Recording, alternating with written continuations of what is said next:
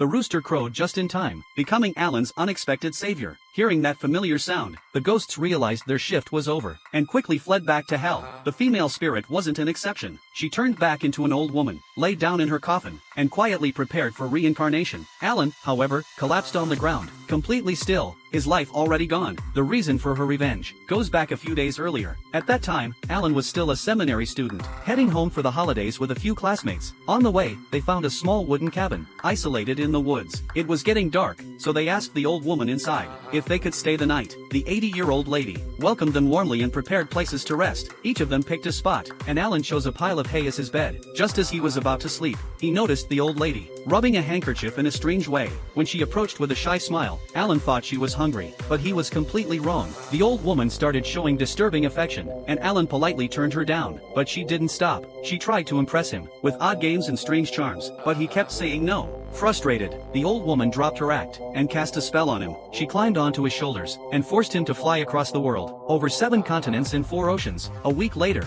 her power ran out and she fell. The spell broke, and Alan grabbed a stick to fight back, but to his shock, she suddenly transformed into a beautiful young woman. Terrified, he ran all the way back to the seminary. When he returned, the principal called him to the office. He told Alan that the daughter of a wealthy man had been attacked the night before, and, before dying, named Alan as the one to guard her body for 3 nights. Alan wanted to refuse, but the principal forced him to accept, and that's how it all began. Because the girl was the same woman he met in that cabin. Now, as a ghost, she finally got her revenge, and took Alan's life with her.